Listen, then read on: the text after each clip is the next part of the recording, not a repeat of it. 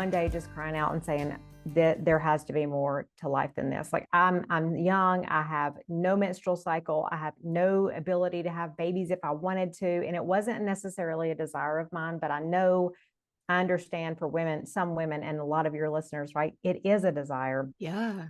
And I remember thinking there just has to be so much more to life than this. Like I felt like I'd lost my purpose, like what is my purpose? If I can't even help myself and heal myself and feel good in my own skin, like what am I doing?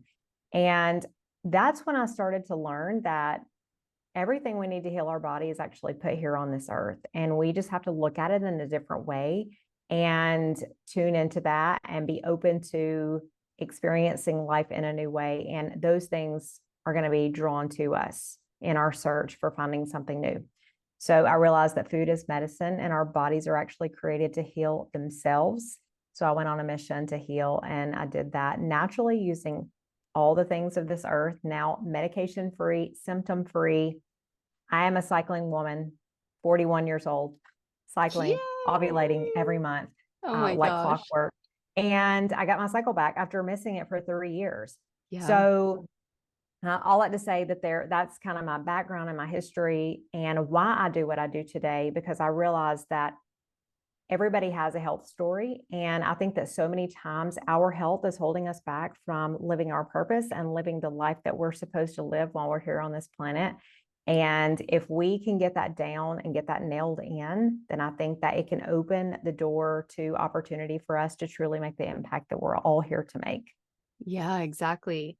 So I want to get a little bit personal and then obviously just say no if you don't want to answer these questions. But with hindsight, because I can look back at my mother's history and my grandmother's history and kind of pinpoint how I started dealing with an autoimmune issue at 16, 17 years old. And I truly believe that I was infertile, like my immune system was on overdrive then.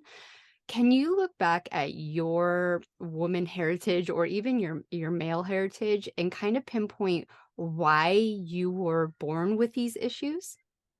Absolutely. So my mother had endometriosis and she had chronic, just heavy cycles, but my whole life, as long as I can remember. She had a lot of procedures. I just remember just horrific experiences just watching her grow up. But she also was food addict, sugar addiction. That is generational for my family on her side of the family. And it's really a coping mechanism for stress, and they turn to food as medicine in the wrong way, right? We can use food as medicine in a healthy way, or we can use food as medicine in a detrimental way. And that's what they chose. My mom grew up on strawberry shortcake. Like the whole time I was pregnant, she craved strawberry shortcake. So she would go to, what is that? One little Blizzard store. Oh yeah. The At dairy, Dairy the Queen. Dairy Dairy Queen, Queen, right? yeah.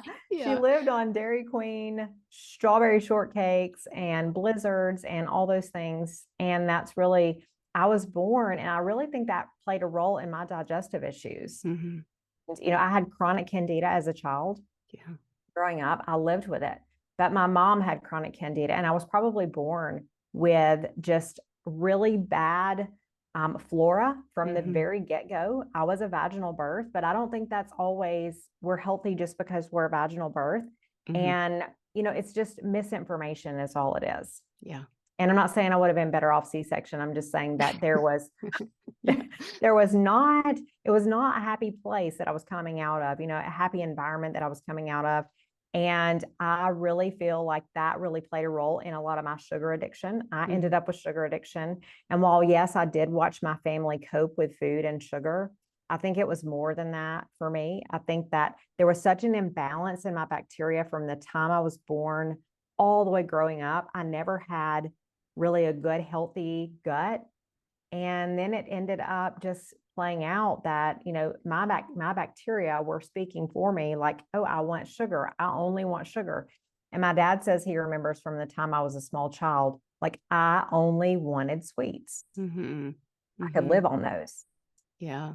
Yeah. I So mean, thank you for sharing that because it's not tangible, right? Your future child, your future child's health. And I think you're a really good representation of being able to connect the dots back and really helping encouraging the listeners that it's a bigger story, right? And improving your health to get and stay pregnant isn't only going to get you and stay pregnant, it's actually going to really increase your child's chances of living a happy and healthy life.